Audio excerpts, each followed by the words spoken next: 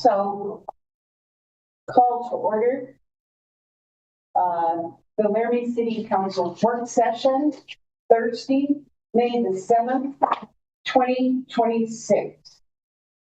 And before we begin this work session, I'd like to ask if there are any public comments on non-agenda items. Anyone online? No one online. No one online. With that said, we can move on to the work session. Yes, Councilor Newman. I move to suspend the rules tonight to allow open dialogue between council members and staff, including the use of first aids for the purpose of encouraging open discussion. Second. I have a motion by Newman and second by Vito. All in favor, say aye. Aye. Opposed? That motion passes. The rules are suspended. Now I get to just put that. Thank you, Sharon. Thank you, Sharon.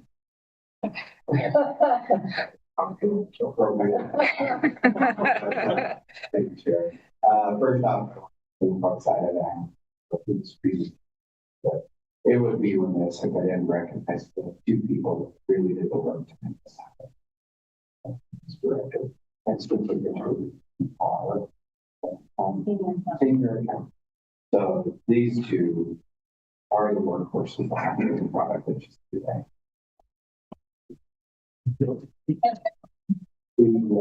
The next group of the line to the department director trying to follow the guidelines and turn their stuff in late, so hopefully it gets put in on it. So it's really, as I did, I was by the team in order of the people in the level.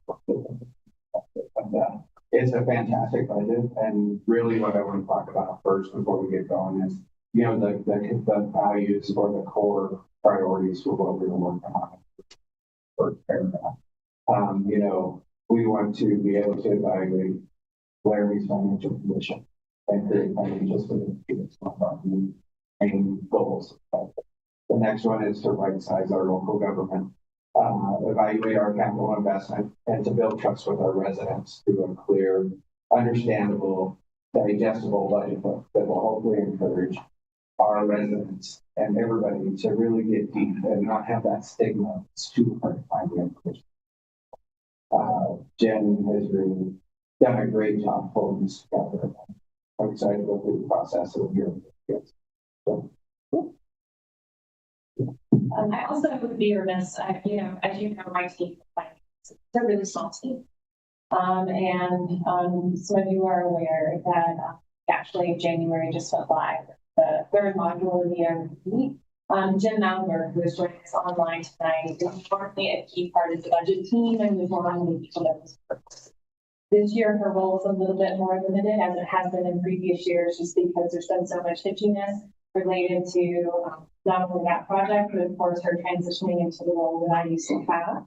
But she is a key part of that team, and she is joining us tonight. She is heading out to a conference next week, and she actually finished the Mount Five race.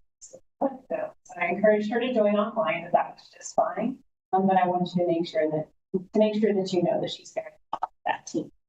And so I want to start tonight on asking you to go to 15 for publication. And I want to make sure. Before we go to page 15, I think one of the things that Jen especially when they're really fought council is that the first main goal and objective of this council is financial sustainability, which I think this could usually applaud yourselves for making them the first goal of the fiscal year 2027. So that is worthy and super important to us. And so, actually, if you're going to be navigating with the page number and typing it into Adobe, you'll want to type in page 16 for that landing page. Just a summary of the overall budget. And what I'll do is I'll actually just see if I can't put it up on screen. Nancy, do you know why? Maybe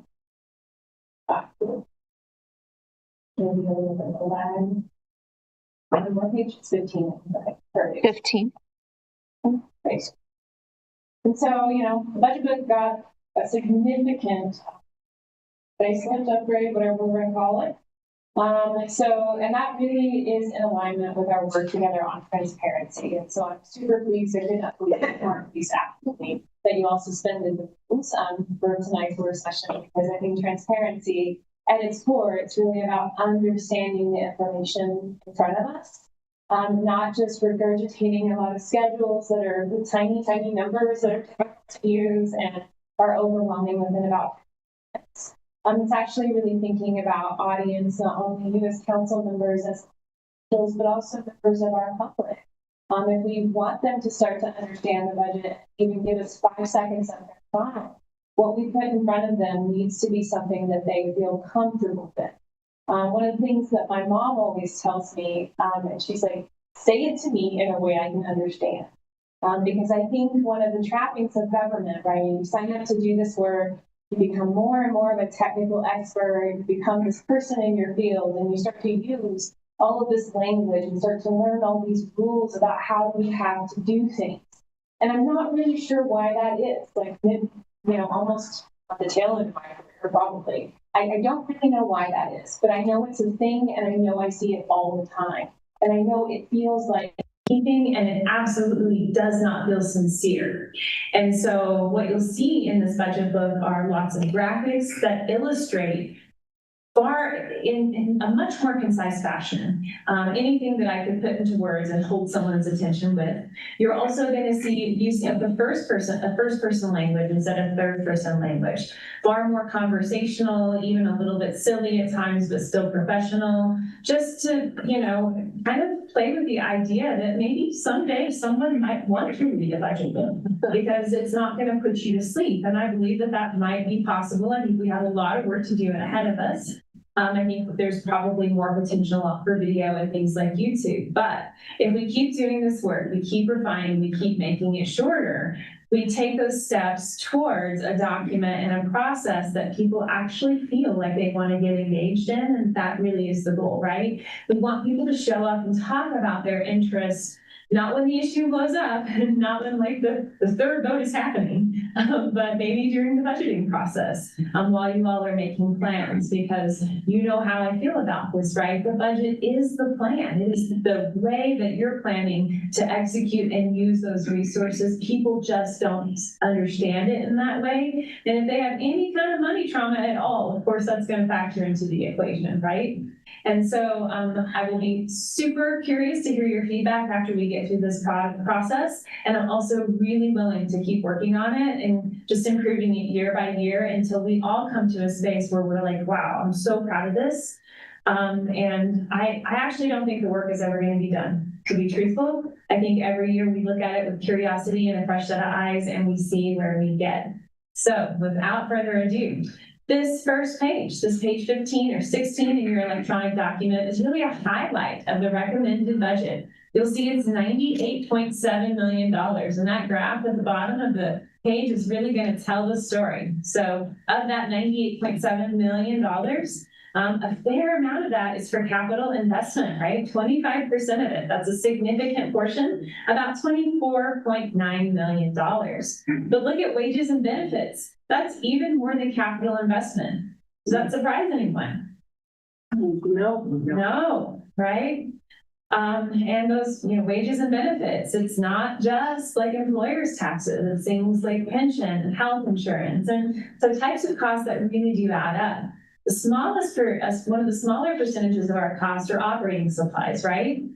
And that's about 17%. And oftentimes when you hear people talk about like, oh, well, let's look for efficiencies or let's look at this, they might be thinking about operating costs. What you do in the way people work and how we're actually bundling and strategically planning for capital investment has far more value than the kind of cherry pick small cuts that are much easier to focus on and talk about that maybe don't add up to as much of a meaningful impact. That's about all I have to say about this graphic. Do you guys want to have some discussion here? Todd, do you have anything to add? Yeah, and I think Jen hit the nail on the head. One of the things that we talk about is we're talking about our core priorities of right-sizing the government Right.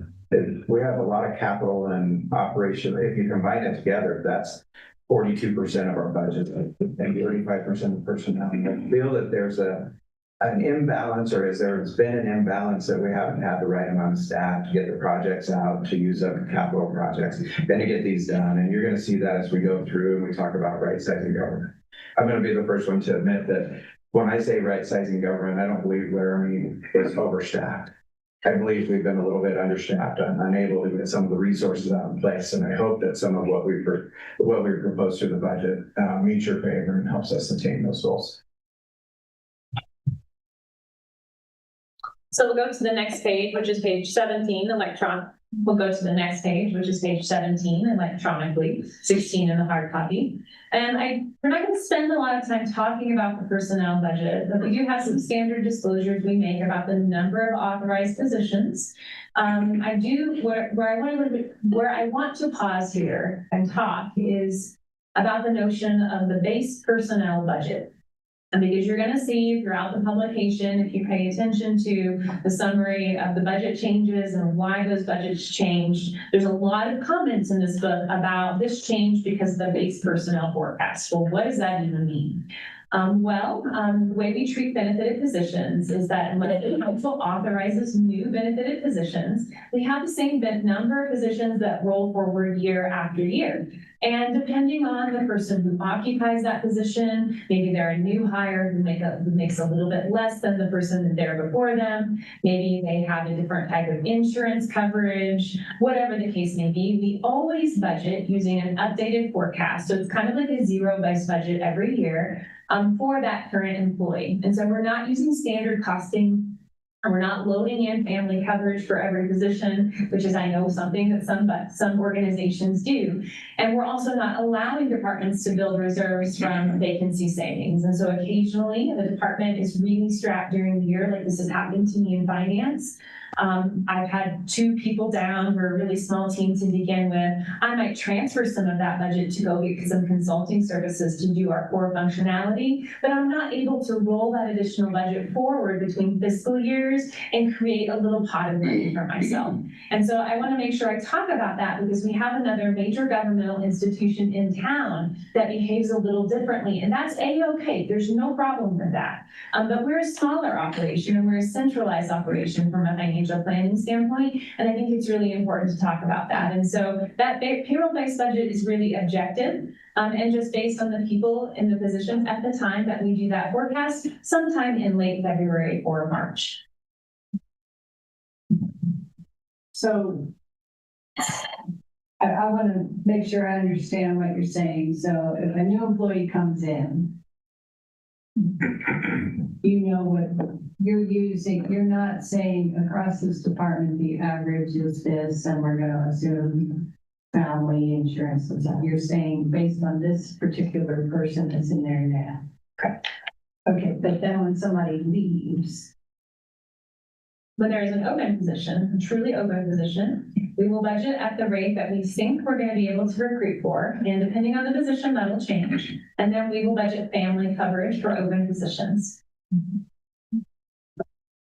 There are no compensation increases included in the payroll-based budget unless it's related to a standard process like certification pay or occasionally reclassifications because a department is proposed to do something more efficiently, and that's been approved by the city manager. But if we are talking about a COLA or the city manager is talking about performance-based increases, those are not part of the base budget. You would actually see that as a separate budgetary request or a placeholder later in the document.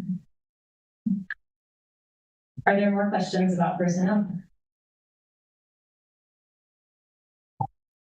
Okay, so why don't we just take a brief pause on page 19, which looks like this on the screen, 18 hard copy, and just talk about our long-term debt and lease obligations. And so, you know, the AICPA is talking about it. You have to live under a rock to not know that federal debt service, not the liability, the actual debt service is over $1 trillion annually now. It's a pretty spooky number, and I think it has people spooked for a pretty good reason.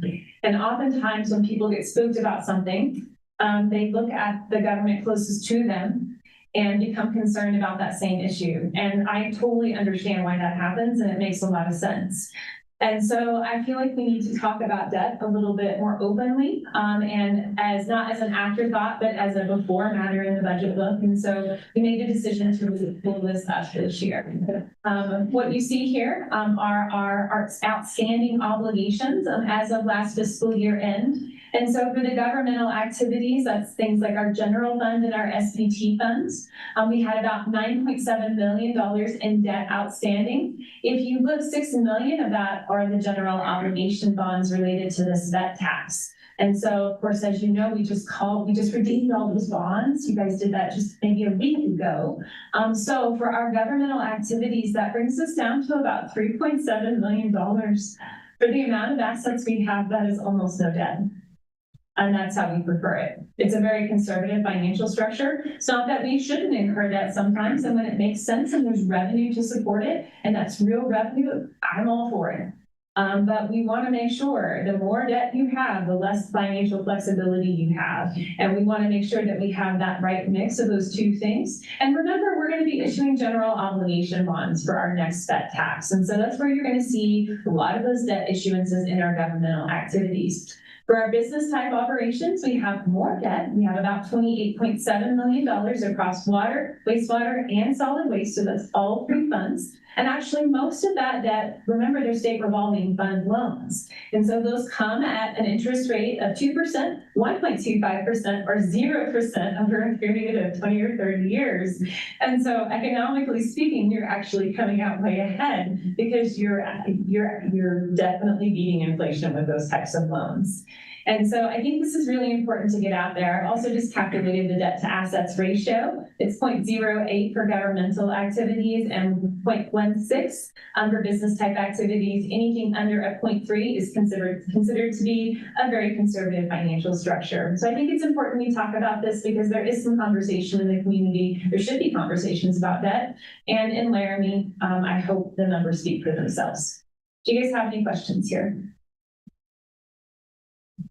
Okay. Helpful to have that perspective. It is.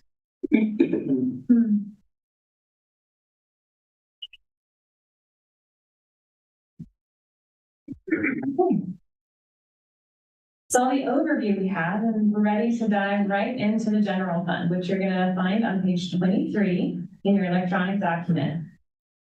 So the real question is, what isn't in the general fund? Right? And that's the way I think about it. So what isn't in the general fund, if we want to have some conversation? Rec Center Fund. Well, I'm not answering. I thought you were imposing it to the counselors. Rec center funds, enterprise funds. Yes, for sure. Yeah, right? And that's pretty much, we have some smaller funds, right? But that's pretty much it. And so that is the conundrum. Because you're trying to do all of these services in the one fund that is not primarily supported by user fees. It's supported by general taxation, or intergovernmental revenue sources that tend to not grow very much over time. Now, some of them do, but not really. A lot of the revenue sources from the state of Wyoming, huge win this year with the direct distribution, by the way. That will grow over time now. But until that win, most of those revenue sources, things like federal mineral royalties and severance taxes, those revenue sources have been flat since I started working at the city in 2011. It's a long time. The Economic Development Fund, which is not enterprise or general, how much do we have in that now? I believe it's something like 1.5 or 6 million. I could be a little bit off of that. And so, From what you just said, what I heard versus what I know is that you said what doesn't it pay for. I don't know if the public would hear that conversation and know that it doesn't pay for utilities, this solid waste Anyway, things like that. I think from the conversation we just had, it sounds like you're saying all but rec center, and I know that's not true. I believe Mike also said enterprise funds. Okay. And so rec center and enterprise funds. And I think it's important to define enterprise funds. Yes. It's water, wastewater, solid waste. Right. And so, Is mosquito included now in enterprise? no, Okay. Would, the stormwater become an enterprise, or would that just be a general obligation when we establish that? And well, we're making payments out of the general fund, but if we ever establish that as one in which we receive money from a tax, how will that be treated? I think that's an interesting discussion, Joe. Today was actually some discussion around that also, and will be discussion with the legislature throughout time. As it's proposed right now, it's proposed to be a function of the general fund. And then hopefully over time, we have a way to set up a fee structure or a fee system to support that and not through potentially a general tax. it all depends on what happens. Sure. And so you'll find a lot. I'm not going to go over a lot of the information at the beginning of the book. I do encourage you to read it, especially if you're a newer council member, just so you understand how our financial condition now is very different than it was even in fiscal year 2020. So in the past 6 years, because of both wind energy development and the taxation of online sales, Laramie has revenue that it has never had before. And I think this council and previous councils have done a very good job being good stewards of those resources. But we're starting to see that wind energy development trickle. But with the benefit of having a lot of reserves on hand, because our councils haven't gotten out ahead of themselves. Your city manager hasn't recommended to you budgets that expend all of the available reserves. And we've been basically saving them, planning for them as one-time resources and allocating them out after the fact in a way that is sustainable and really levels the impact on our departments and hopefully provides for our capital needs for a fair amount of time into the future. So these decisions, I just want to tell you, they have been very intentional and consistent over the past 6 years. So this is not magic. This is basically risk management and financial planning, right? That's what you see here. Jen, just to clarify, you had said, we look at those reserves as one time. So I just want to repeat that so that we're not looking at that as a sustainable or a fund that we could rely on for something that we're using long-term. It is really looked at as one-time project sort of thing. Thanks. Once you have resources that go into reserves, they are essentially one time at that point. You are managing them as a one-time appropriation because it's like spending above and beyond your income. Yeah. But I think that an example of that is the street project that is going on right now was funded through one-time funds through the wind energy sales tax. And that's the things that are bought to put up the wind energy. It's not like a fee that we get from the utility operating. Is the construction. Sales taxes on the equipment. Yeah.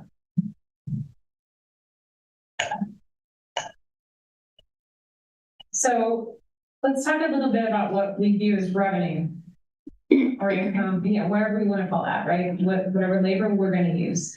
So in Laramie, we plan for our revenue based on the revenue that we expect to be sustainable.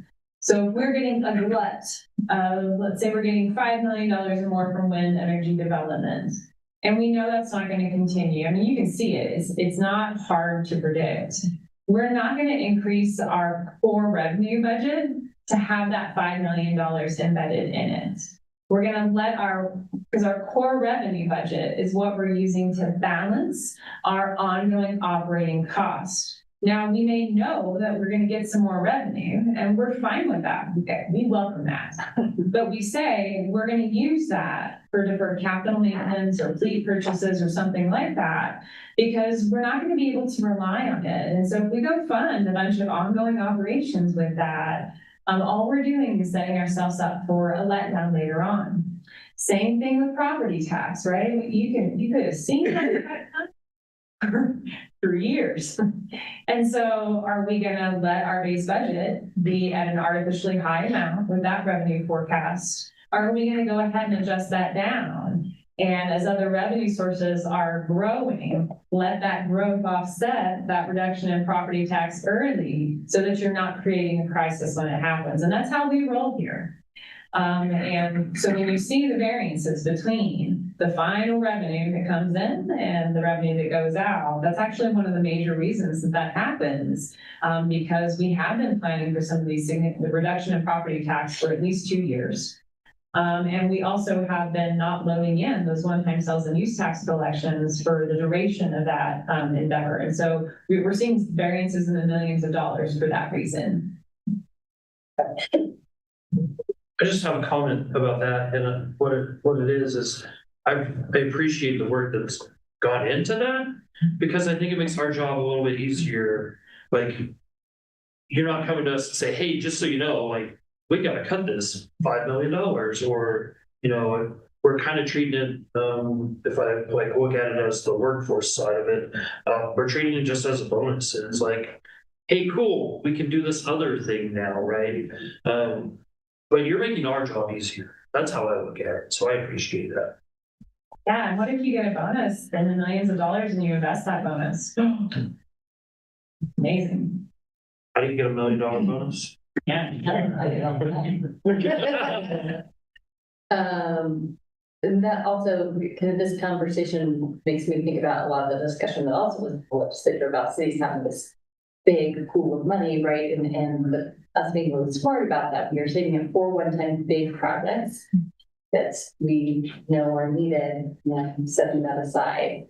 So that we're setting it right away for that. So I think that is also important for the public to know that if there is a chunk of money, there is a plan for that chunk of money for something that will benefit the community. Okay. Does this also explain like why we count on consultants for things? Because we don't want to hire a bunch of people because we got money this year and then have to lay them off next year or the year after. So we count on consultants for something that with our staff would be handling. That's a reflection of that, keeping our base budget stable, and when you have some extra, you can afford to hire consultants. Is that part of the strategy or not? That's different. It's not. Okay. I would say that that's about balancing workflow and Yeah. work product and what you rely on a consultant that, you know, when I've got Eric here as our city engineer, to have him behind a computer drawing in CAD or RMS or doing whatever, while he should be managing a division, you know, it's about what the expenditure of the workflow is, whereas they have engineers that are built that 40 hours a week, they're working in RMS CAD. There's a balance there is what I would envision that is. And I think the most important thing to take off of this graph, if I remember correctly, Jim, correct me if I'm wrong, is it's about that use of reserves, which is the far right column. We want to just remind council that although we're suggesting a use of reserves, none of those reserves are allocated towards ongoing expenses, which is the most important statement of this graph. So I'm going to ask you all to go to page 28 now in your documents if you're not already there. Jen, before we do that, can I ask this question? Obviously, the federal government has a $39 trillion and growing debt. The state, I think, has $40 billion in reserve. We have a reserve, but I don't know how much it is that we've invested. How much have we invested in the city of Laramie in our reserve? Across all funds, right now, the cash and investments we have on hand is something almost $200 million. I mean, it's a lot for Laramie across all funds. And you know, those come with varying levels of restriction. Yeah. So page 28, this is really the general fund budget summary.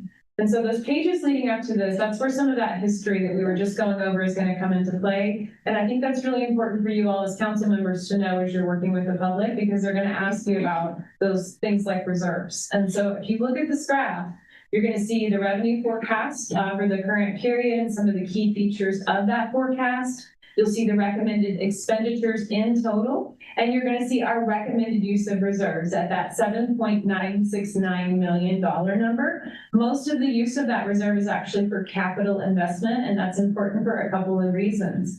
So looking forward, what we definitely see are some signs that economic contraction may be coming our way. We do have about $1 million still in wind energy revenue for the year. It's actually a little bit more than that, but that really has cooled off. And so if that doesn't pick up again, and then we also have these flat sales and use taxes, it's reasonable to think that we may have a contraction here.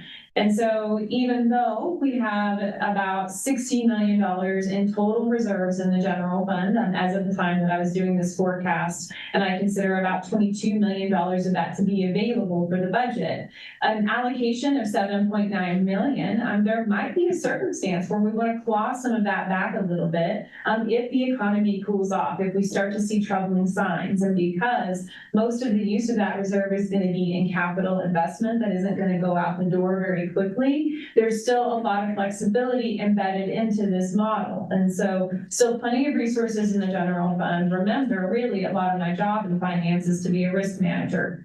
And so I feel very comfortable with this allocation of reserves. What you'll also see here, which is a little bit unusual, is we have a $2.1 million commitment of future reserve commitment.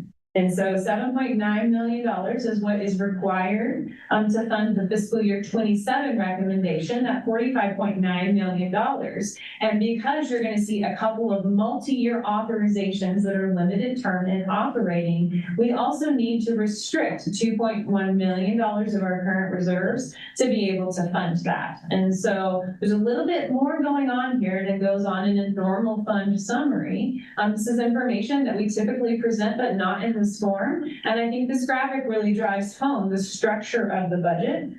What I can tell you is that no reserves are used for operating expenses that we are authorizing as ongoing. And so in that sense, it is structurally balanced, and we're not using so many reserves that were compromised, and not using an amount of reserves or using them in a way that reduces our financial flexibility if situations occur economically that really make us nervous. So Bob, do you have anything more to say about that? I really like the piggy bank idea, right? Explaining, just being really explicit, say none of the ongoing operating expenses. I think that really helps us to explain it to the public. Thank you.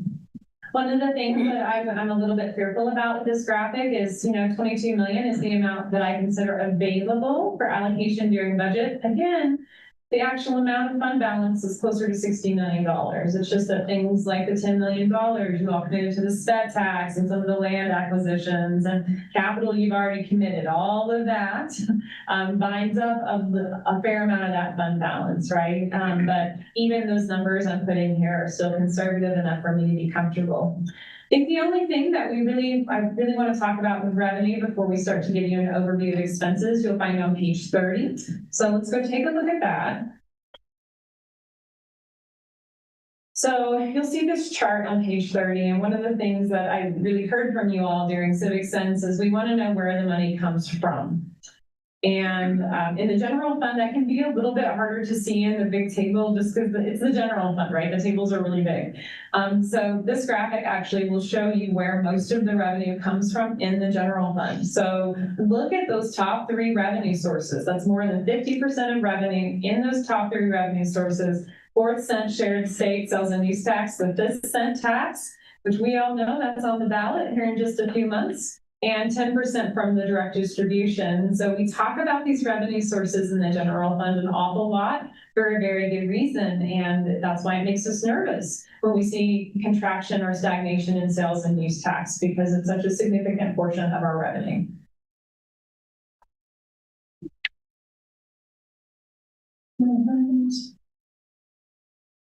So if we could move on to page 37.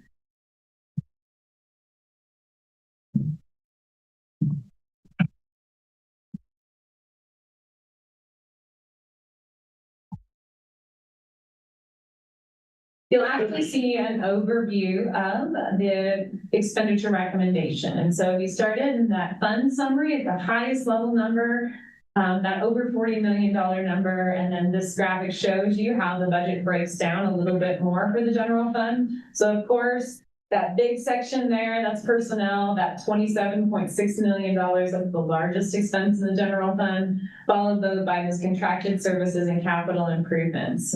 Now in the general fund, it conducts limited capital improvement. Many of the capital improvements related to government type operations, not our business operations, occur in the SPET fund or in the capital construction fund. And so you typically see a lower amount of capital investment in the general fund for that reason.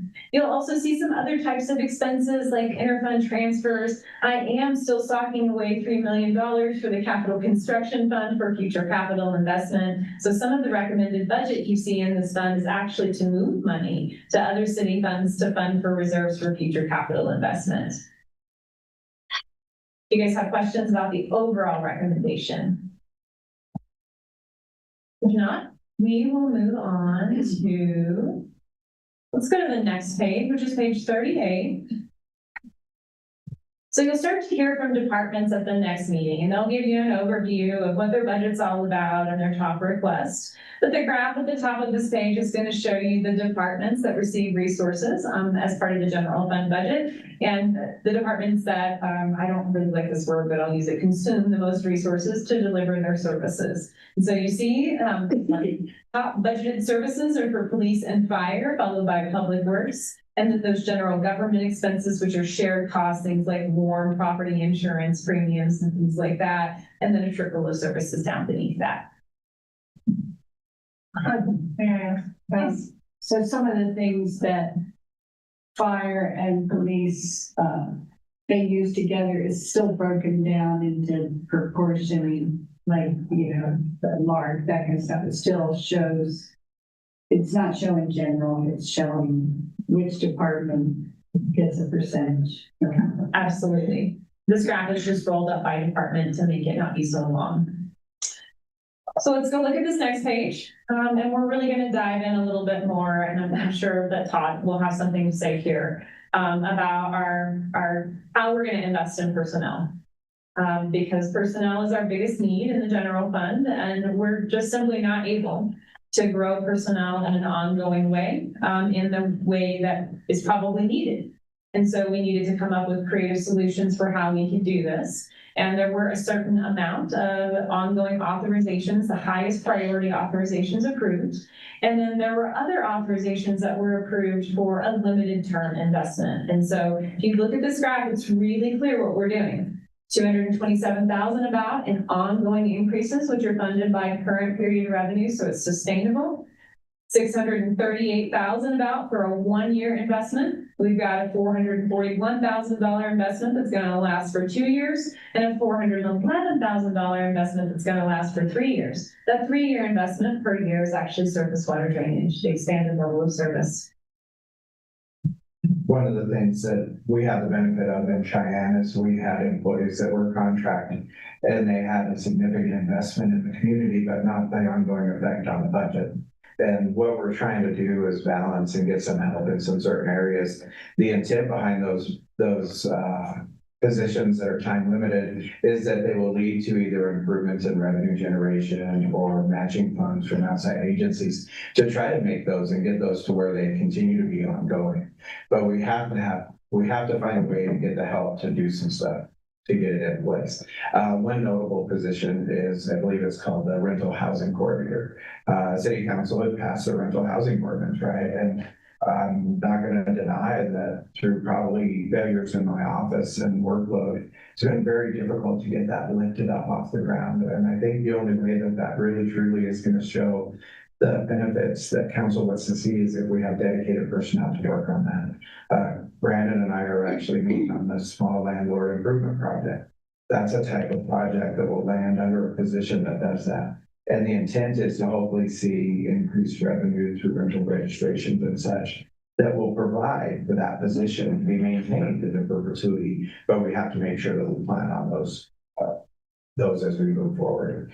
in the past, that revenue unfortunately was used up and was not in place to provide for personnel. So now we're trying to make that change to get that lift in place. One of the other things we'll do is we'll reduce some of the workload in the city clerk's office through management of permits and the permitting process and the way the complaints come in. So there's a lot of benefits to a position like that, but we need to test it and see if it bears the fruit that we want to see as we go through. And that's how we're looking at most positions.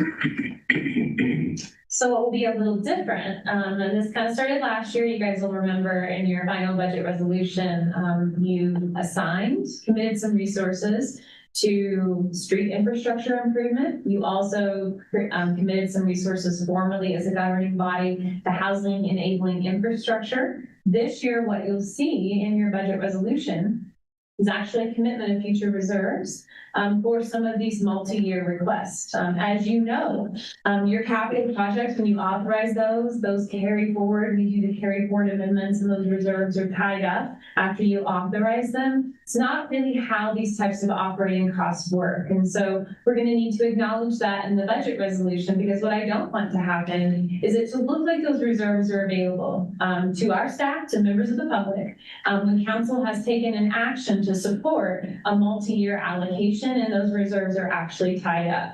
And, you know, it really does matter, you guys. People are talking about reserves. Our own employees even talking about our amount of reserves. And so we need to be willing to talk about how we have those assigned out to future initiatives. On the next page, which is page 40 in your electronic document,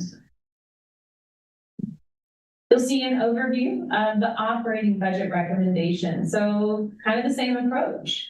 We've got ongoing costs that we can fund with revenue that we know is going to come in for about $238,000 a year for a variety of types of activities. And then we've got a shorter term investment of $436,000 that we're recommending that's going to last for a period of several years. The majority of that short term investment is actually in the expanded level of service and surface water drainage.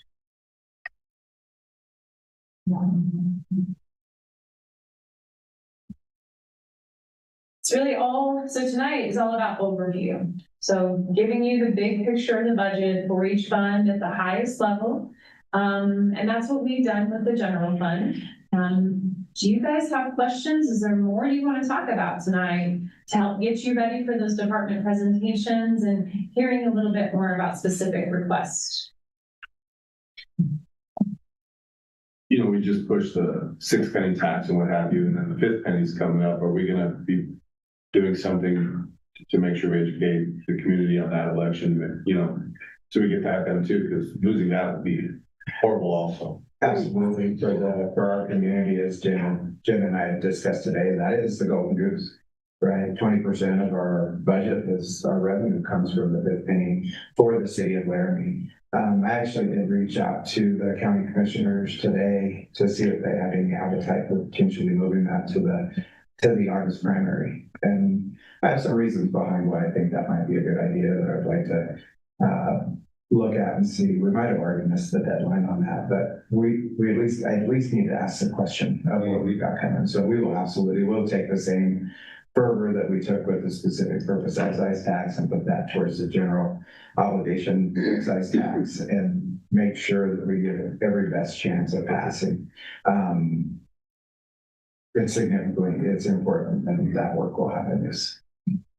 And I felt like you all really prepared us with the 6 penny, and a number of us were able to go out to speak at public events and things like that, and we became well versed.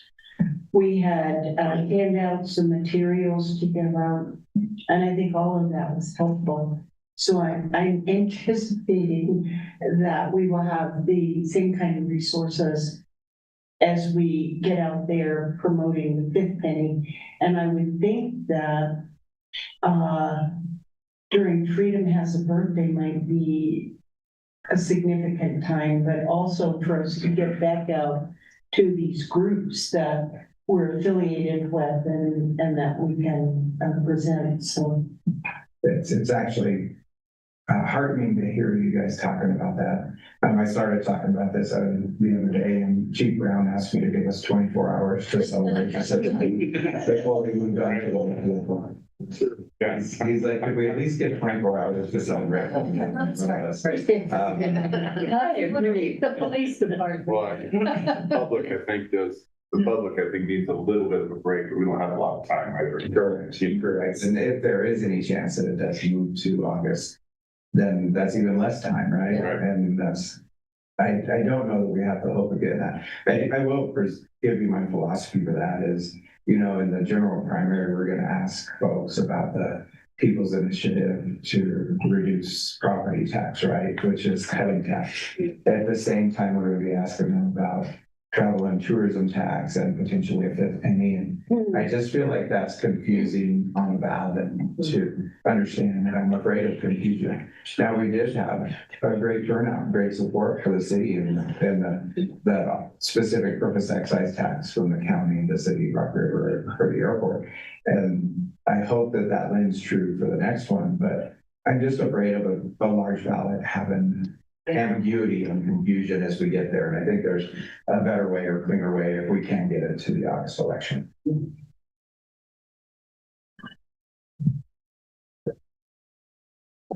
I believe it was at your retreat, and I think it was Councilor Bowling that had the idea of council dunk tank that costs a nickel, and you have to be educated about the fifth penny tax for Freedom Has Birthday. I think that's brilliant. I mean, maybe it doesn't have to be a dunk tank, but somehow having some of that as part of it, I think that was an inspired vision. And I think he was the one volunteering to be in the dunk tank. So, Who was? Councilor Bowling. Yeah. Yeah, I'm busy that day. I'll do it for 5,000. There might be some cool visuals we could do about the budget, like stacks and marbles and to show what the extent, how much of our budget comes from that. Absolutely. And I think what people really like, if we learned anything from the SPET videos we did, I think people like a story and you like something a little less formal. So, I mean, huge shout out to Melanie for being willing to go out and play in that way, because it is like play, because you're experimenting. But I think some more of that, in addition to some really clever videos, Erin, to your point, just more of that human interaction with employees and what does this actually buy you? I think that's really compelling, and you see who works for the city if you don't know that already. It's kind of hard not to like it. But that filtered, produced kind of thing where it's just a talking head, it's not the space where people are at, and it doesn't really get their attention. And so I think you'll see us experimenting with more of that for the 5th Cent and really trying to get that refined a little bit more than we currently have it. And you want to do it all in the last week, right? Oh my gosh. Yeah, poor Owen. That's just hard. He did such hard work that week. He really did. He really worked so hard, and he cared so much about it, and he did 4 hours into 20 minutes is pretty phenomenal. It was great work. Yeah. Over the past few days, through the Wyoming city manager emails and such, we've received such good response, and everybody wants to know how we did it. And so they're starting to ask for the roadmap that Owen created, because everybody's coming up on this. Actually, Cheyenne will have their 6th penny in August, and I think their 5th penny in November also. And so what is the roadmap? How do we follow that? What do we do for us? And I think about it, I want to thank everybody that participated in these last videos, because they were so amazing. Spencer was in them, Jen, Melanie, Brandon, Owen, and that whole team has been so creative and brought down that human connection, right? Which was so important, I think, to what we were able to do on Tuesday. I would be in full support of doing that again. I think from my perspective, right, because I don't spend every day with staff, and just to see, I mean, I'm selfish and I want to do it again, but I would encourage anyone, maybe even some of the newer counselors to get on board with that, because what I learned was not only like how knowledgeable staff are, but like how passionate and how ready to like just talk about their area that they were, like, there was no time to prep for that, so you couldn't have if you wanted to. And so, it was really cool, and especially to, I was talking to, some of the fire department staff, and then they got a call, like, right as I was talking to them, so it was like a scene out of like The Office or something. I don't know, like, it was crazy. But yeah, that was like the best day I've had in a very long time. Like, that was so cool. And so, yeah, I hate seeing myself on camera, so I haven't watched all of it, but I hope it's good. It's amazing. You really should watch it. And the thing is, I actually work here, and I know that's actually how like people are when you talk to them. You know, there is a lot of passion in general for the work that's done. And I think getting that out there is just super important. Because again, it removes that gatekeeping. It removes, oh my goodness, the scary big government. And I mean, there's some reasons to be scared of scary big government, right? There's no problem with that. But that's not what we have in Laramie, and it's certainly not what we're offering to our public. So are there any final thoughts about the general fund before we move on to our most fun thing, recreation center? The fun thing. Jen, can I say something about the 5th cent? Absolutely. I believe that the final number on the 6th cent was 78% approval. Right. I don't know what historically it's been for the 5th cent, but I believe it's in the 50s sometimes. We probably need to do a more focused job on the 5th cent because there's a much bigger impact to us than anything else. And the things that I've found, which we focused on this time, are the personal stories, the human stories that we can come out and say, you know, this is food depends upon the 5th cent, not only the city's health, but also employees' health and also the benefits that come directly to the city.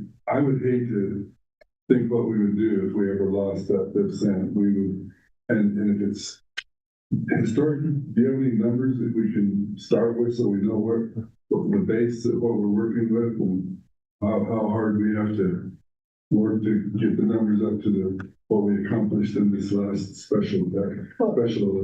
What was last year, the 5th penny was voted on? 2022. We'll find it.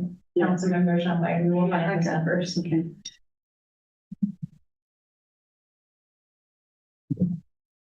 I have a comment about the hires that you guys want to do for like the short term to see if they, like, that's a smart plan. Like, I really appreciate that thinking because, you know, like the stormwater, the spend was just passed. It's, we have $4 million. So like, that's a lot to put on, you know, a department that's already probably short. So getting somebody to kind of help with that, like the thinking into that is phenomenal. And I appreciate that because it makes, once again, like, I say this a lot, but I mean it, like staff makes our job easy because you guys think about some of this stuff before we do. If I could respond just real quickly to that, you know, that started with council's commitment a couple of years back for a year or so ago, $5 million to seed the program to get it going. And for us right now, it's about proving the improvement that can be made by dedicated maintenance and service at that higher level. And you're right, we did just pass the spec, so that means that there's engineering projects, capital projects to perform out of that too. The hard part about that is, remember, we're on collection base with no bonding on that, so it will take time before we get to those first capital projects, but we can continue to work towards improvements. So bonding is only for and fire and country. What about animal shelter? I believe that there's a little bit of animal shelter related into that number too. But it's a total number, and so we'll end up allocating that bonding in a way that makes the most sense once we figure out kind of the order of how those projects are going to go out the door. Okay, So let's move on to the rec center fund. We won't spend a lot of time here. As a mom who now has a 20-year-old but raised my child at the rec center, I have a particular affinity for this place. And I think a lot of people in Laramie feel the same way about it, right? Whether you're going there to work out, whether you were part of the group of people who got together way back in 2000 to get this thing built with the specific purpose tax, there's been an awful lot of commitment in our community to have this space for all people to come and recreate. And we have had a lot of support for this facility on subsequent SPEDs. We do have the $2 million on this next SPED. And that actually, those SPED dollars are really how we've paid for a lot of capital investment and improvement. And that'll continue to be part of our plan because user fees for the recreation center are just never going to be sufficient to be able to provide for that capital investment. And so the capital investment that can't be provided by the SPED really has to come from either the earnings on the recreation center endowment, and those are much better than they used to be, and they're going to get even better in the future when we get some help from an investment advisor, and any amount of general fund support. And so we've had a couple of years now where we've really been dealing with a lot of deferred maintenance. I don't think that's going to end like tomorrow. I think we've still got a couple of years of catch up left to do.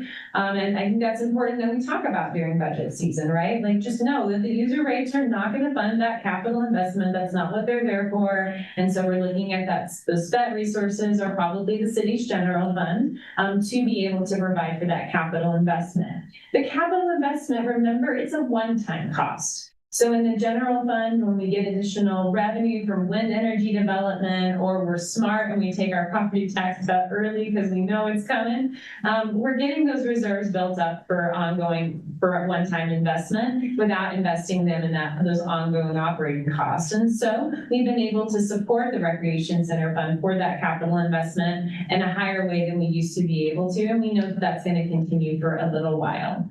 So this fund is a special revenue fund. Council set up this treatment for the fund, as far as I can tell, after the specific purpose tax was elected in 2001. And a special revenue fund is a type of governmental fund. So it's not an enterprise fund. It's not a business type operation. However, it does mean that all of the revenue earned by the rec center has to be reinvested back in the recreation center. And so while the general fund can support the rec center fund is not going to be sending money to the general fund.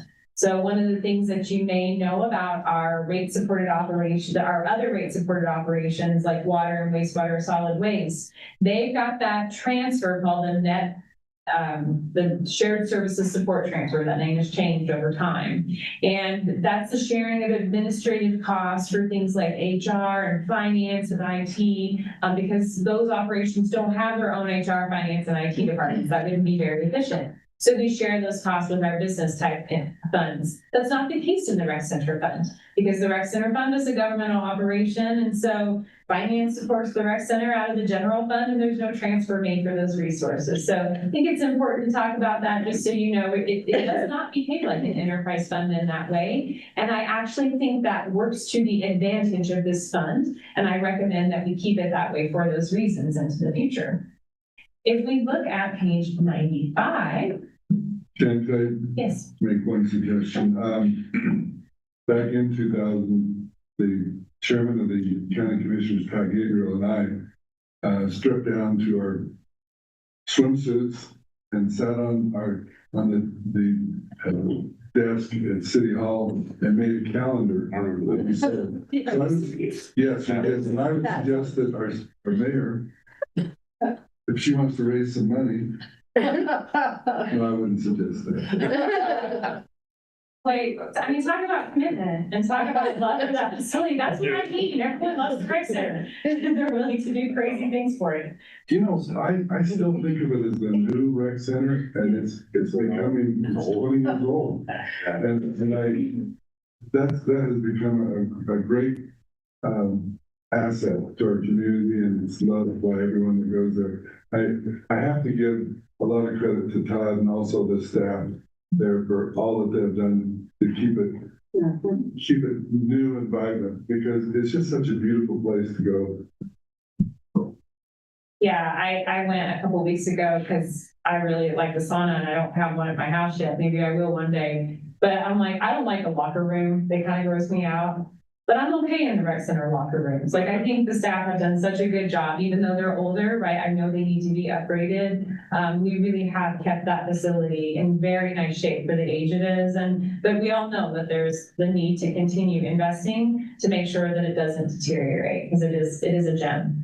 If we look at page 95, Spencer did a really nice graphic, really just illustrating the two pillars of support that the Recreation Center Fund has. And so the biggest pillar of support is that user support, right? People being interested in loving the facility. We do get a significant grant from the Albany County Recreation Board every year. I think that's somewhere just under $200,000, if I remember that correctly.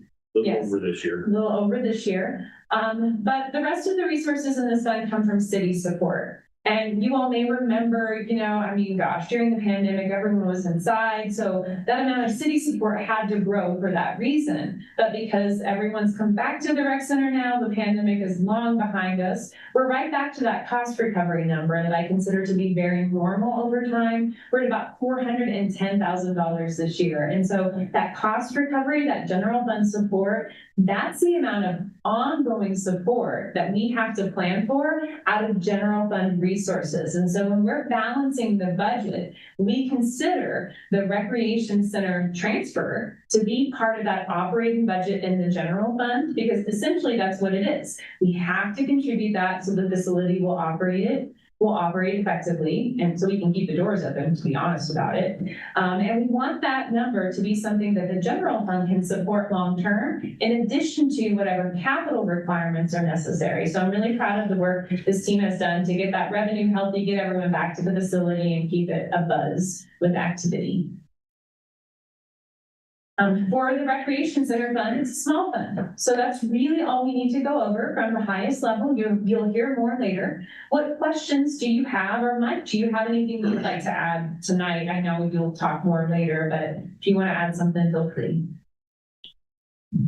Just that, we couldn't run that building without the staff that are there, and we've made, a lot of changes over the last 18 months. But I can categorically say that when I first got here, I heard more complaints than praises, and that has almost completely flipped. We still have a few naysayers, people that are unhappy with our schedule, but what we're not hearing anymore is that the building's dirty, that our fees are too high. In fact, I had somebody just the other day tell me, wow, this is such a steal, you guys should be charging more. And I said, I will take that into consideration.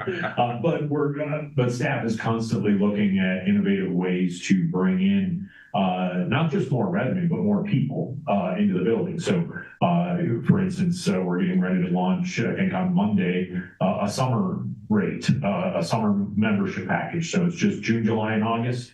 You get a 10% discount on the base rate of that, but in an effort and really in response to what people are telling us. We have a lot of people that say, hey, I only want to come to use the outdoor pool. And yeah, I might use the weight room occasionally, but really I just want to be able to bring my kids to the outdoor pool. And so we're offering, different rate packages and trying to be innovative and offering different new classes like our line dance class. It's not totally new. It's been around for several months, but that's been huge. And so we're always trying to innovate. And my goal is to continue to be looking at new revenue sources and different ways that we can package memberships in an effort to get more people through the door versus having to charge the same people more that are coming through the door. And that's our base philosophy for success there.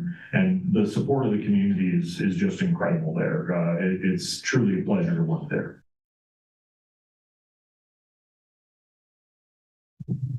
Before we move on to the next one, I did look back at the past three penny percentages. 2014 was 69%.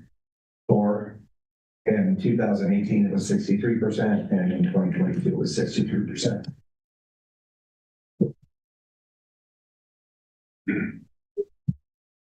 there are no more questions or comments on the Recreation Center Fund, we'll move to the Capital Construction Fund next and just take a brief pause here. That's going to be page 102 in your electronic documents, 101 on the paper. And really what I want to talk about is the purpose of this fund, because it does get a little confusing. We've heard that from the council before. What are all these different funds? What do they do?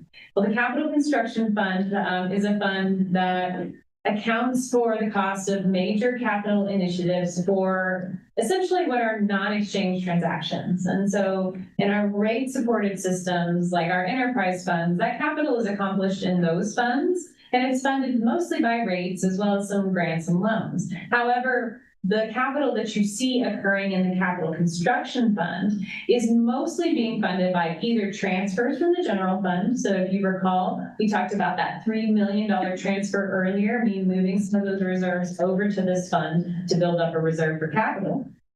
We're not fully allocating that out this year. Or we're going out and we're working with maybe state agencies to get grants. You don't see as many loans in this fund, although that can happen. But the point is the activity in this fund is primarily supported by non-exchange revenue. And so a big difference you'll see in the graphic on the bottom. I wanted to put a little bit about exchange versus non-exchange transactions in here because of the conversations that I know are coming about surface water drainage. Because in an exchange transaction, you receive something for the services you are providing. And now that something you receive can take a bunch of different forms. In something like our wastewater system, you're paying for access to that system and your impact on that system. In our water system, you're getting consumption based on that metered rate. At the rec center, you go to the counter, you check in, you pay your daily membership, or you have a monthly membership or your annual membership, right? These non-exchange transactions, that's where really taxes come into play, right? Or grants, because the city does nothing to earn a grant. The city receives a grant because we apply for it. We say we're going to do certain things. So, I mean, there is that earning part of it.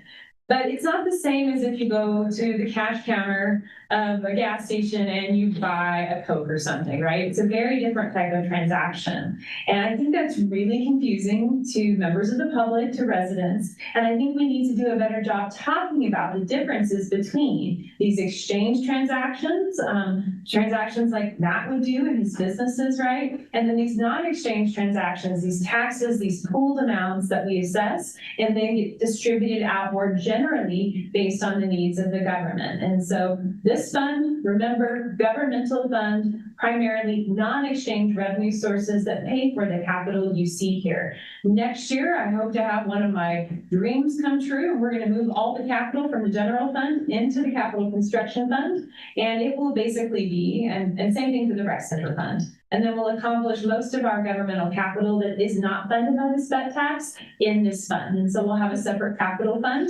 And I actually think that's going to be great for the budget, because then when you're looking at that general fund budget, all you're seeing is those operating costs. And I think it's going to be a lot more clear. Questions about the Capital Construction Fund? Okay. I guess I do, actually. Yeah. Is there a reason we're not fulfilling your dream this year? Yeah. Time. It's always time. It's resources and priorities. There's always this moment where we look at the list of projects in the general fund and we decide, okay, which ones of these are so big they really should be in the capital construction fund. And we did that step, but that's next year thing. It's continuous improvement, right? Right. Like it's something where it's never done. Okay, so the next page we're going to go to is page 108.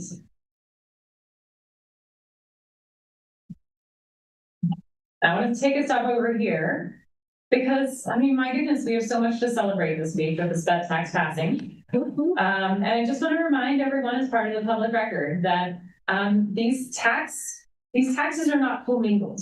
So now that the 2026 SPET has become a reality, not just a dream, we actually will create a 2026 SPET fund, and it will be separately reported in the budget so that people can see how those how those monies are allocated out, and we'll talk a lot about that later. We've got a lot of planning to do, but I just want to make sure I get that on the record. And so it's not that we have one SPT fund and we load all the resources in it with every SPET issue. It's absolutely not what we do.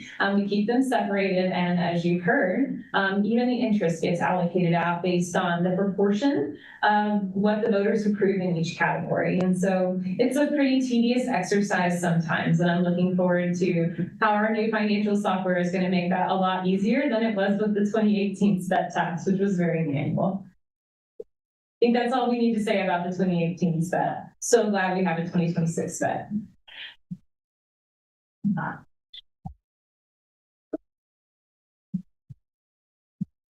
Next is page 115. And now we're taking a big shift. It's the water fund. So we've transitioned to our business type operations, our enterprise funds. So very different than the space we've been living in, functioning mostly on these tax revenue sources, to systems that are primarily supported by user rates. And so you all know we have 3 enterprise funds. We have a water fund, a wastewater fund, and a solid waste fund. And these funds are completely separate, and their rates are not commingled in any way to support their operations. And Wyoming state statute actually tells us that our water and our wastewater utilities and solid waste utilities have to be fully self-supporting. And so it's not just that we elect to have them in an enterprise fund, which we would do anyway. It's that state statute also says, hey, by the way, we expect you communities to be able to provide for a depreciation fund, which is basically a reserve for long-term capital investments for these types of operations. And so there's some directive that we actually really take responsibility here, and we plan for these resources for the long term. And so I love the graphic actually that Notebook LM generated for me, and I loaded information about the water utility all the way from the source of our water, for our water rights, the delivery and the treatment, and into our community, and the various functions that this water utility really performs for our community. Do you all want to have any discussion about really what goes on in the water utility tonight? Are there questions here? You said it has to be self-sustaining, but we get grants. Totally fine. Yeah. We can get grants, we can get loans, we can get, user fees do not have to pay for 100% of the cost of the operation. Just can't come from the general. Correct. And you can't go into debt. You actually can incur debt in the enterprise funds. We often get state revolving fund loans. Those are the ones with the great interest rates that we love. We also have some revenue bonds in our enterprise funds, and we can go issue more if we wanted to, with that specific revenue source assigned to them. In the solid waste fund, we also do finance a lot of garbage trucks, those are the landfill large equipment. So thanks for clarifying. So that's a great question, because it's, what is not true is that user fees, is that you're bound to a certain financing structure because you're an enterprise fund. So you can have, for example, in 2009, if Mayor Shumway, or former Mayor Shumway was on the council at that time, right? Like we had to go out, we actually asked the voters to approve SPET proceeds to invest in the water and wastewater and solid waste utilities, because we were just starting that 10-year planning process. And there was no way that we were going to be able to come up with, through user rates, the ability to fund that system. And so you can even augment these funds with taxes voters approve, but they have to approve those taxes under Wyoming law. Whereas that user fee is something different. And so the financing structure really can be tailored to the needs of each individual community under current Wyoming state statutes. So we've built self-supporting enterprise funds. That's what the council in 2009 decided to do. And that's really the result of the work you see today, and that we'll go over more. And it takes that kind of decades-long planning to end up with the kind of financial position that you see in these funds. And there's no magic to it.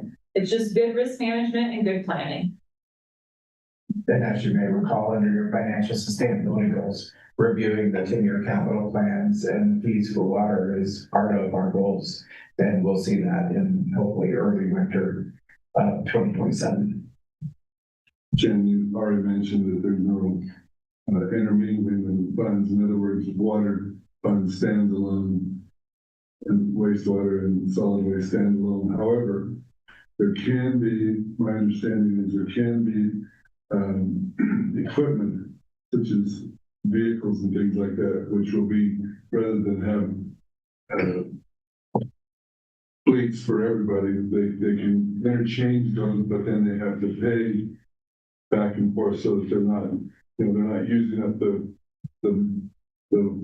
expenses of the water fund to support the wastewater, but they can do that so that we can have a cost savings there also. Absolutely. And it's always separately treated. And so if you think about that graphic I use all the time with the little piggy banks, they're always separate. And then any activity between the funds, even if it's a transfer of a truck, there has to be an exchange value assigned to that, and the funds purchase those vehicles from each other. And we record that even if it's a junkie truck to still process that transaction that way.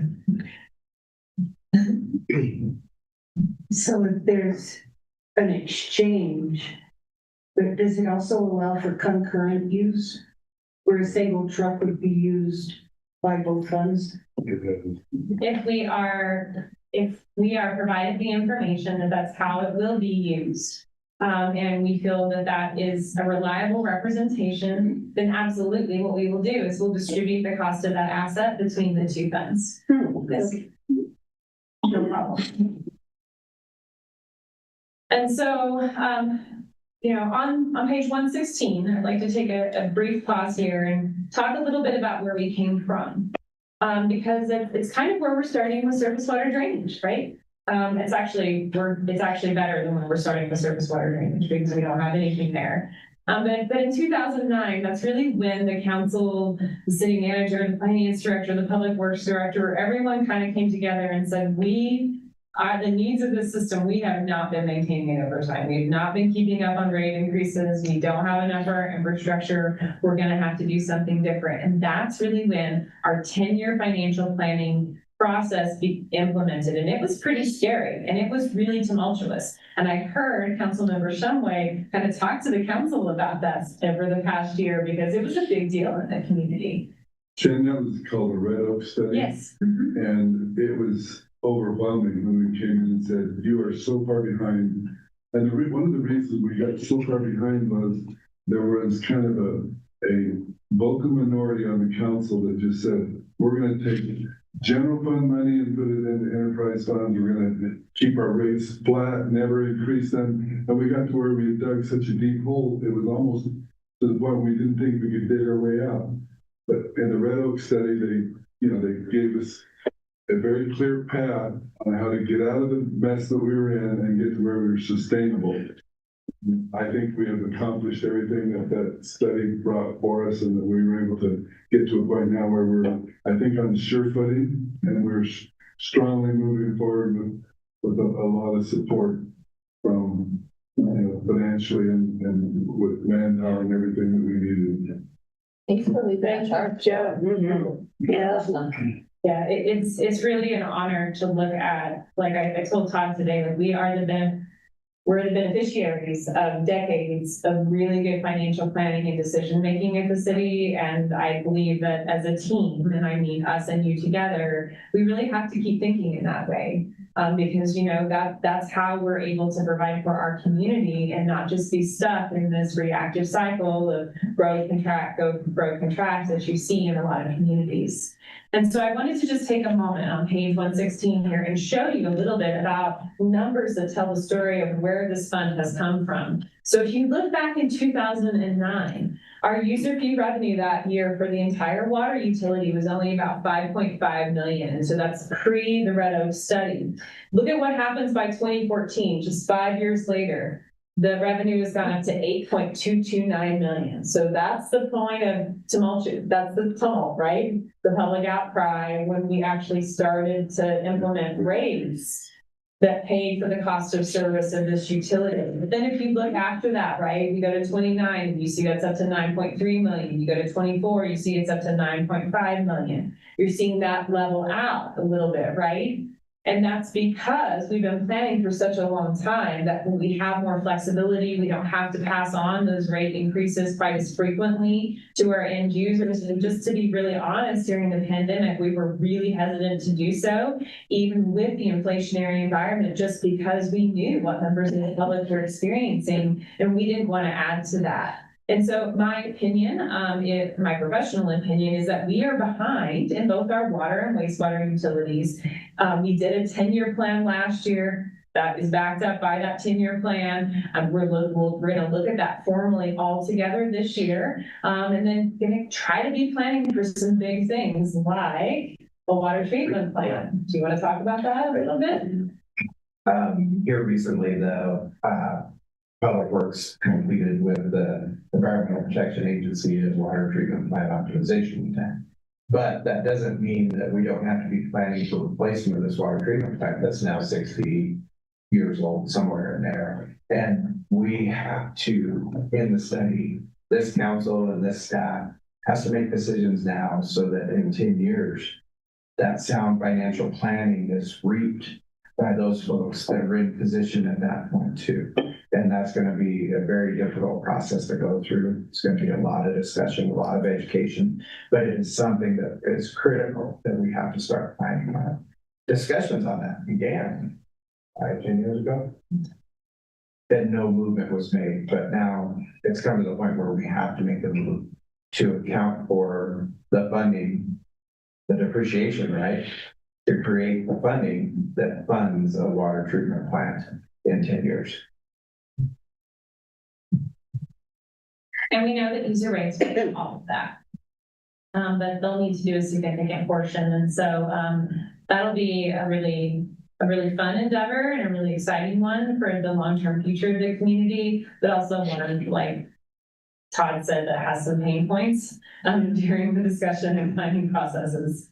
And so the last thing I'll draw your attention to here before we move on to the funding summary. Yeah, absolutely, thank you. And just thinking about that, it also, and I'm sure Seth is thinking about this as well, but really getting to the story behind that too, so that we can really try to provide buy-in and even showing some of the like past, we don't want to end up in a space like this again. So just making sure that we can really clearly share the why behind it. Part of that story is also working on what assistance is out there too, and making the plan for what available assistance is going to be there.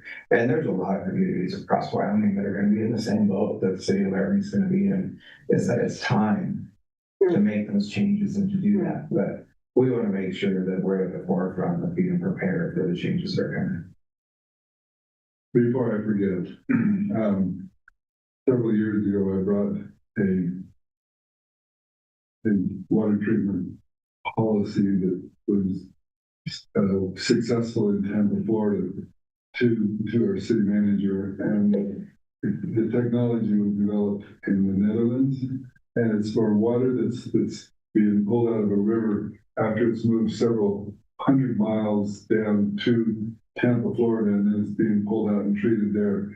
I know we have options of treating at the source where the water is not contaminated and piping it into the city, but also it may at some point be economically feasible for us to have a treatment plant closer to the city where we use all of our water rights and pull water out of the river at a point closer to the city of Laramie. If we're going to make that investment, at least we probably ought to look at what they have done in Tampa, Florida, and their success that they've had there. But when I toured their water treatment plant several years ago, they were absolutely thrilled with the results that they had in treating water that had been moved down a river for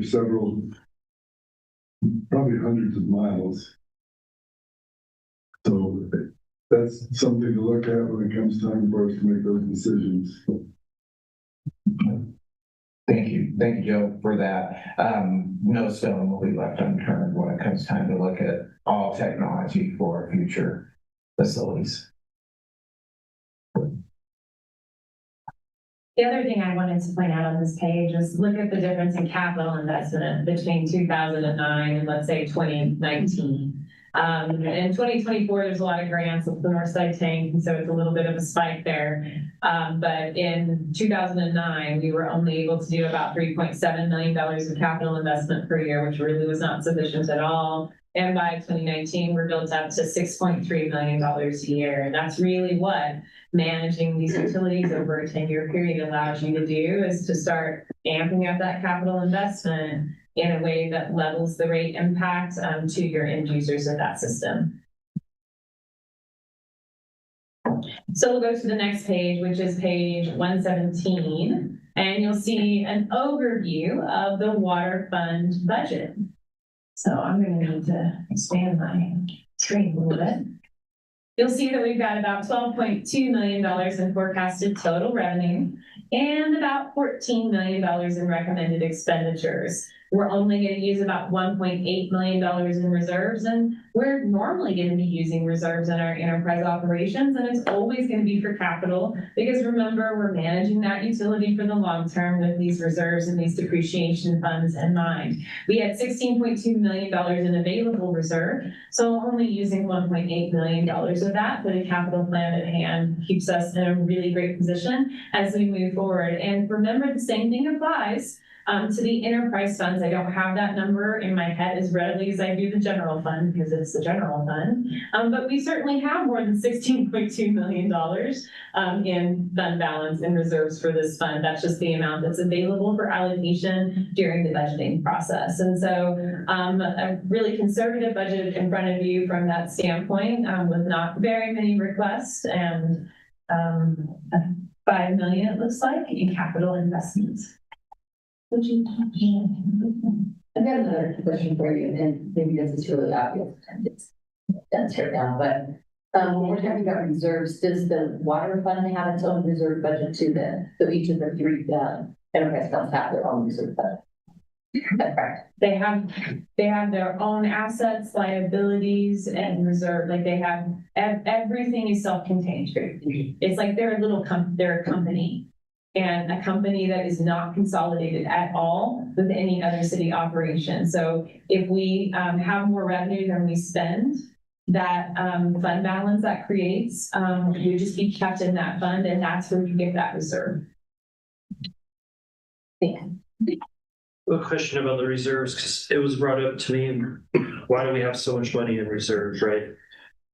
And I made a comment, I hope I spoke right, So like this 16.2, when we start doing, I don't know, the water underneath Snowy Range, and we think it's going to cost X, but then as soon as we tear it up, oh my God, we got to do so much more. Like that's a good reason to have some of this reserve, right? Yeah, that's one of many good reasons. Yeah. And so there's the emergencies you don't anticipate because maybe your budget estimates are off, or maybe something breaks and you didn't think that was going to break, and that's always a thing.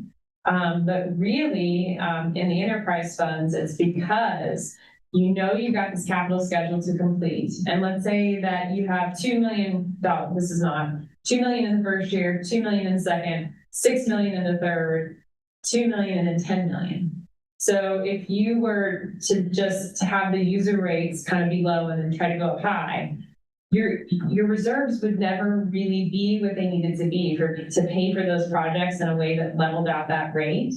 And so you could be saving for something really big, like a water treatment plant, and you could have a fair amount of reserves on hand. And those might not get spent for a while, but that's because you're doing that long-range planning. The other reason you can have reserves on hand, and this is a concern for both Todd and I, so I want to talk about it, is that you actually can get behind in completing your capital appropriation in former capital appropriations. So, you've heard us talk about that $95 million rebudget that we have for capital projects.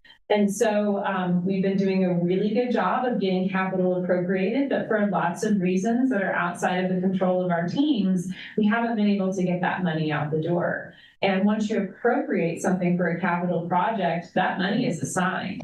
So it's assigned above and beyond that 16.1 million, so that's just unassigned reserve.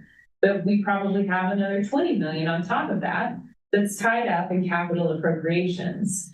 And so we've done what we can this year to trim those capital appropriations, but not upset the apple cart in terms of getting things accomplished for the community. But if we see another year where that capital just doesn't get spent at the rate that we're expecting it, we're going to need to look at that and look at how we redeploy those reserves and how we talk about those to the community. Because to your point, Brandon, it does create problems when you're starting to build that up and you're not talking about your plan for those resources. And can you share some of the examples of why those dollars haven't been able to go out the door? You had said some of it is outside of our. I think some of it is staffing, which is in our control, but in the local market, it feels outside of your control sometimes. Some of it also has to do with the local construction market. And especially with UW doing so much construction, they've taken up a lot of the local capacity for a long time. That's going to be changing, of course, but that really created some issues. And I think Eric can speak to this more. There were also some issues post-pandemic that really made it difficult to get some things out the door. Do you want to elaborate a little more on that? Yeah, I think Jen hit a lot of the ones that we started with. One that we also are starting right now is getting easements for projects. So we have projects that are planned that are multi-million-dollar projects that we're working with landowners, and we have design almost done, but trying to finalize those last minute things can sometimes delay jobs years as you're kind of working through some things like that. Thanks. So that's all in the water fund. Again, before we move on, I don't know what the study will come up with, but I've heard that the new water treatment plant and all the expenses will be up to $100 million. The Campbell County was given $100 million for a water project, but they had moving water into Campbell County by the state legislature, which was a grant, by understanding. So somewhere we got to get in the queue where we put forward the number that we come up with, which would be our cost, so that the state can take a large bit of that burden off of us and fund the water treatment plant when it comes time for us to do that, because our reserves won't even touch the cost of what it's going to be to completely renovate, or not renovate, but build a new treatment plant wherever it's built. We're going to have to depend on grants from the state or long-term loans, 0% or whatever we have to do. Then to that, as we work on the next 10-year capital plan and preparing for that, that's part of the whole goal, is to line out what is the amount that we feel comfortable that the city can raise through fees to prepare for a portion of that. And then also, again, turning over and talking about grants or revolving loans, whatever the project is, to pull all that together and provide for the community at the mark when it's needed.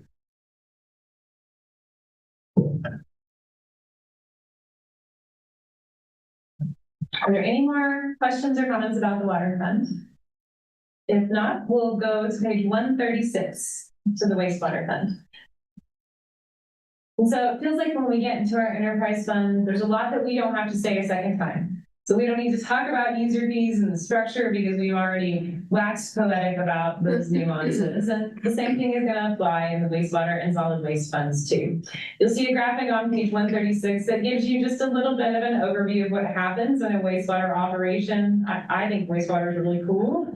And I don't know, if you don't love the wastewater treatment plant, it's just a neat operation to see, right? There's so much that goes on there, and there's so much that goes on in those pipes, just like with water, right? That we take for granted, but is so important to our community. Do you guys have any questions about the components of the wastewater operation before we take a little bit of a look at where we come from? All right, so we'll go to page 137. Can I ask this? Yes. Once we treat wastewater, doesn't it go back into the river? It does. Yes. And we have to treat it to a point where it's again potable, correct? Or close to it. Yeah. Yeah, I don't believe it's potable, it's potable.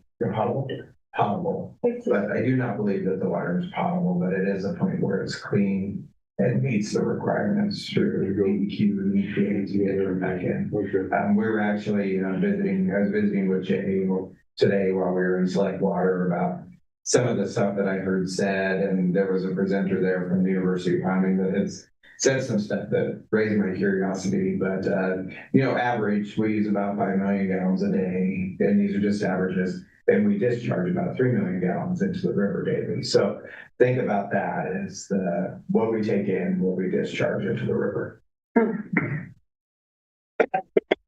Discharge 3 million a day. Discharge 3, the use. Keep in mind, those are averages. Yeah. Those are averages. In the summer, we might use 9.5 or 13.5 on a high draw day, right?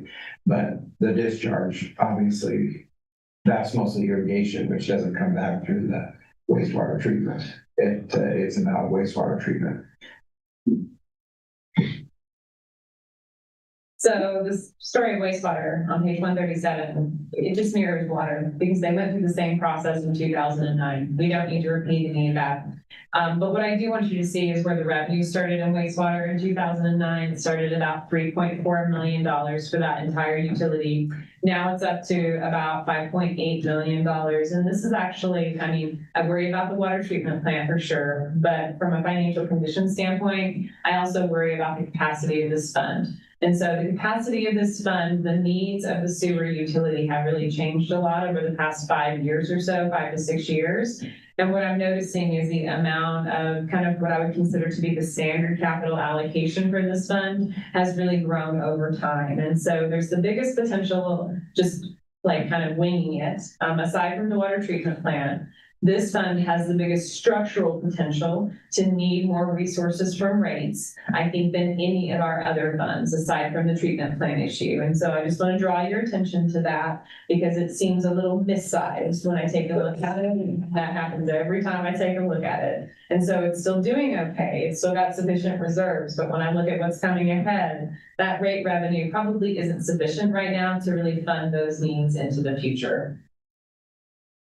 And we'll go to the next page, which is page 138, and take a look at that recommended budget summary for the fund. You'll see that we have about $9.6 million in forecasted revenue, about $9.8 million in recommended expenditures, and we're only using about $255,000 of reserves of the $15.8 million that we have available. So not touching those reserves much this year, making sure we get some capital out the door, prioritizing some design projects. And so this year, this looks really, it's a great budget. It's a very conservative budget, and we look forward to coming to you with that 10-year plan. Is that designed for distribution, not for the actual wastewater treatment plant? Various types of design projects, like getting the design started on capital projects. That's what I meant, not design for anything specific. I'm sorry if that was confusing. I'm just wondering with the capital projects, it seems like it's mostly the transportation on wastewater. I'm trying to get you details, but my Oh, that's laptop okay. died on me. So it would be the collection of wastewater, and then it would also be the treatment of wastewater. In the collection function, we have about $5.1 million in capital. And the treatment plant, we only have about $54,000 this year. But that can really vary over time depending on the needs of that treatment plant. But we've done some significant upgrades lately. And so that's probably going to be quiet for a while, but not because there's not need there. It's just been recently attended to. That's why you're seeing that debt service be $1.2 million because of some of those recent treatment plant projects, actually. Are there other questions? Todd, do you want to add anything about the wastewater fund? We'll just cruise right along. One more question. Are we continuing to use biosolids? Are we using that for compost and also for any other projects within this county or the city?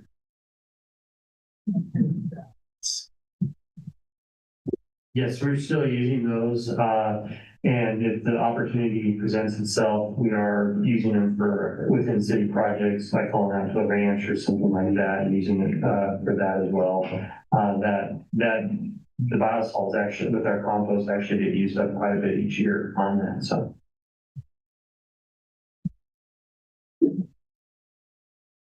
Good. Okay, so we'll go to page 1. We'll go to page 152 now. For our last enterprise fund, and it's our solid waste fund.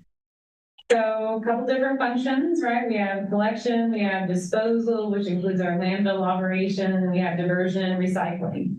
A lot of the costs in this area and the solid waste fund really come from the provision of those garbage services to our curbside, as well as maintaining our landfill, right? Maintaining that landfill capacity and planning for the remediation costs that are necessary when you close the landfill and the costs that you incur after you close that landfill. Those are called landfill closure and post-closure care costs, and they are a significant commitment when you sign up to operate a landfill, which of course, you know, we offer that service for our entire county and some surrounding areas.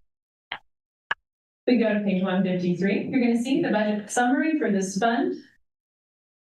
We've got about let's just round that up to $10 million in forecasted revenue and about $10.5 million in recommended expenditures, which means we're using something around $500,000, $504,000 in reserves to fund this budget. So again, what you're seeing is we're not using a lot of reserves in our enterprise funds this year because we're really trying to focus on getting the capital that we already have in progress out the door. We've really limited new capital projects to either projects that really had to go forward because maybe they complement a project that's in progress, or we've limited those capital investments to getting design started on future projects so that when we get our current backlog completed, we're ready to start that next round. So we don't have a couple-year drought while the community is waiting on us to get those designs out the door. And so these decisions are strategic ones. Normally, you would see a little bit more reserves used in the enterprise funds, but way more important that we get caught up on our current schedule before we invest more into that at this time for reserves. It'll also align really nicely with our 10-year planning processes. So we go into that fresh with an idea of what has gotten accomplished on that capital plan, the reserves we have in hand, and we're not tying up a lot for the future because we know those major planning processes are going to be in place this year. Questions on the solid waste fund? Okay. Everyone should spend a day at the landfill. Yeah. You learn so much. Spend the whole week.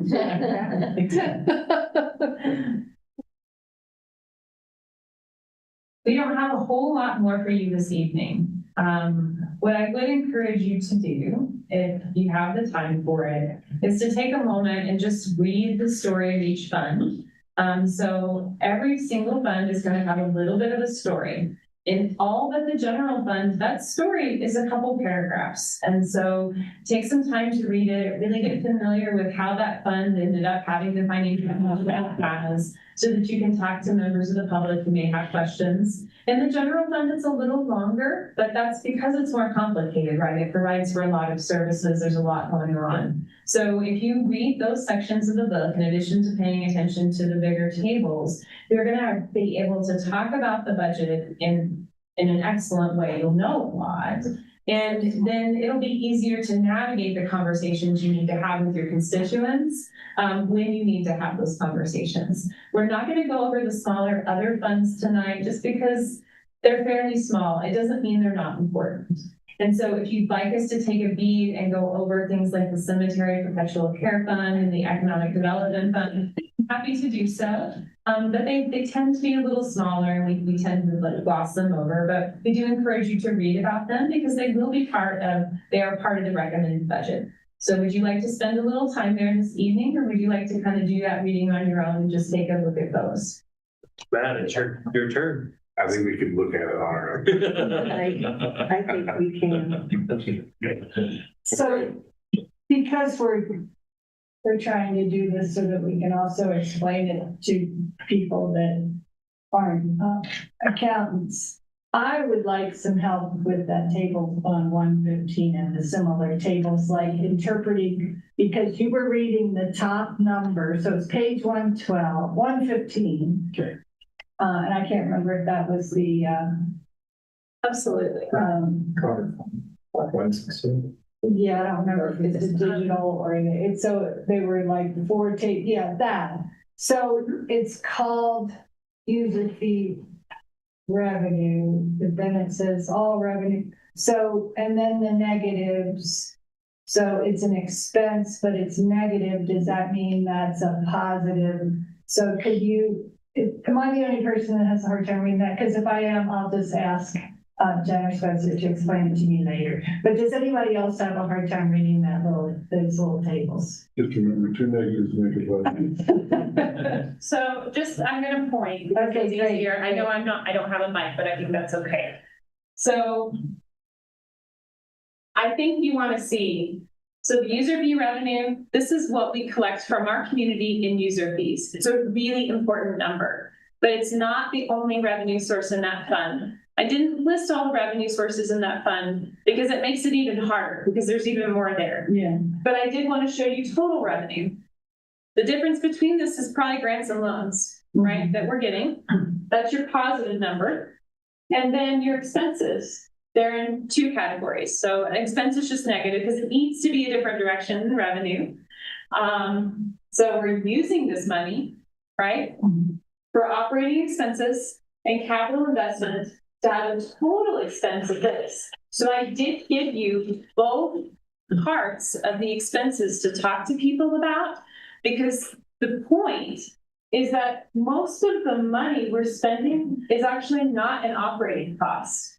And if you look, there's a long period of time where those costs didn't change very much. It's that capital investment.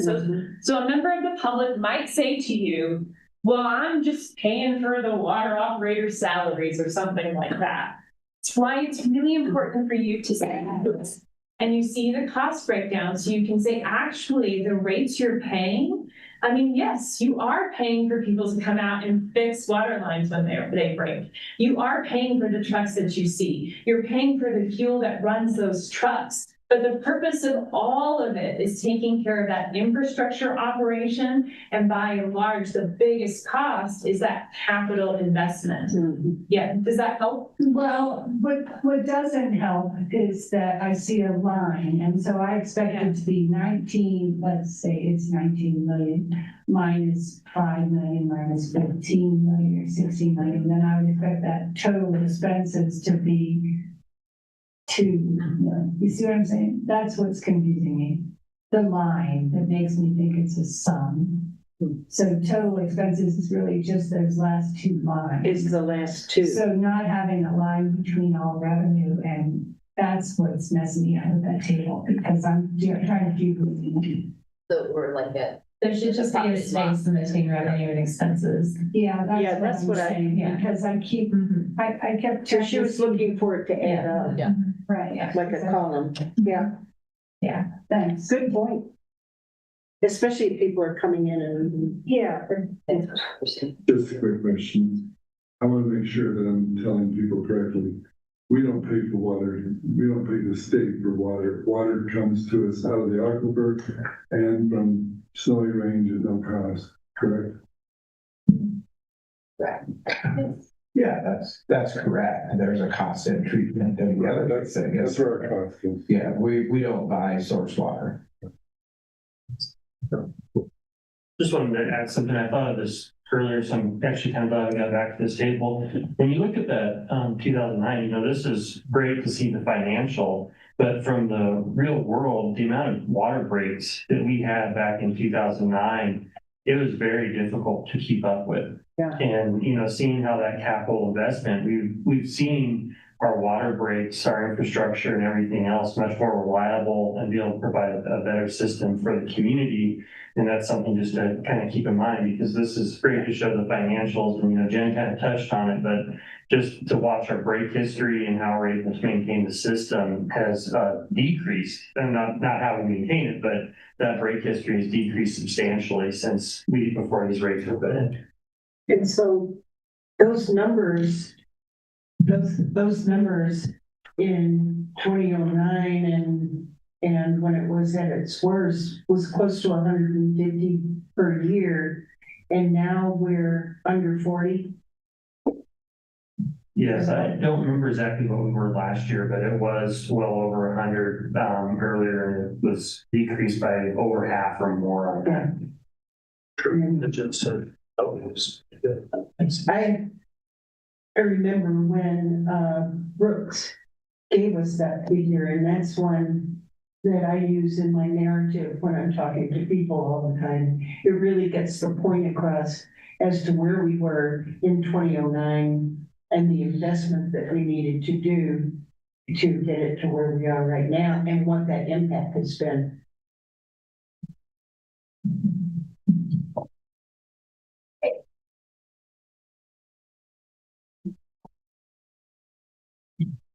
Any other questions? Let me just say one other thing. I don't know if everyone knows here, but, you know, we've moved away from, the water delivery system.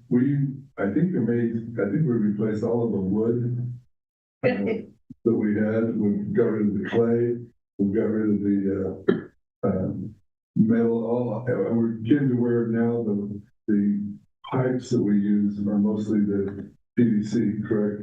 And so it's a lot more durable, a lot cleaner, and a lot more resistance to breaks. It seems like when we were having those 150 breaks, most of them would have, when the temperature would drop below zero, that's when it all started breaking. And our poor employees would go out there when 20 below and be working in miserable conditions. But now I think we've got a much better delivery system, much better infrastructure, and we're getting to the point now where we're not only improving the delivery system, but also improving the way that we work with them, with how with the equipment that we have to find the brakes, fix the brakes, and do all that. So great progress in the last 10 to 15 years, and I think it all has to do with technology and a great crew that we have that works on our water.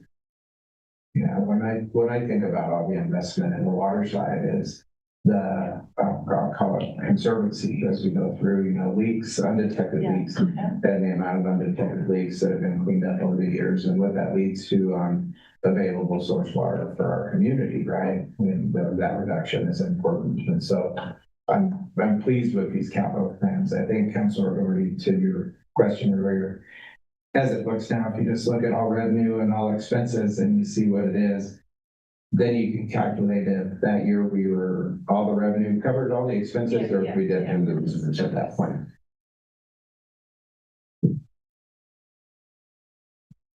I think it was a water line break up on Grand near 30th. Was that water that caused all that? The river.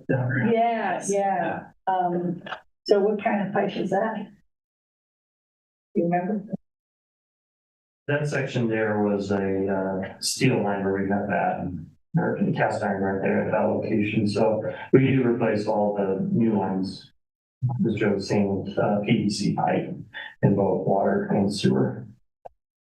So the effect on streets where we have leaks and this effect on alleys and also, so it's more than just wasting the water and the line breaking and people not having water. It's the stuff that's above that now is getting saturated and can cause other problems. So I'm just so proud of the council that you had that foresight and our team that did it. Another thing with that on the, it does affect the streets, but even with our sewer, the amount of infiltration has significantly dropped over so how much water we're actually treating, because those clay lines allow groundwater to enter in, and we're no longer treating that when we upgraded those major outfall lines, and we saw millions of gallons a day that we quit treating when we upgraded those lines. These are great talking points, huh? And so as we think about wrapping up, before Todd pops in, there's one thing, I checked the presentation sketch I did, and there's one thing we need to still talk about. It's a special meeting. on the special meeting on May the 26th. And so if you remember, as part of every budget process, you go through a couple of work sessions. This year there's 3. There's 1 work session tonight, which we just completed, which is the overview. And then you'll have 2 work sessions next week where the department directors really come and talk to you about their budget requests.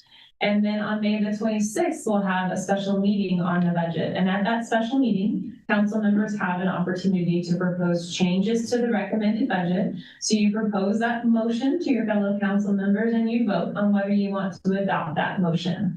So I'm about to send you all the forms for communicating those budget motions. They're going to be due to me back by the midnight on May 19th. And so pay attention as you're going through these work sessions next week, start taking notes, familiarize yourself with this form. Make sure you get me that information by the 19th. I'll share it with Todd and the whole budget team, and we'll go back and forth and we'll work on that language and we'll make sure that we really have alignment there. Of course, we love it when you reach out to us beforehand because sometimes your ideas are big and bold.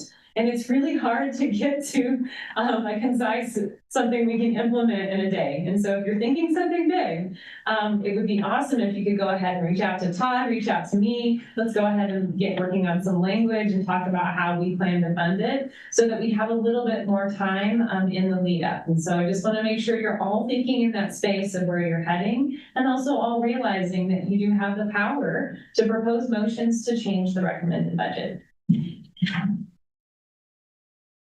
The Jenga puzzle.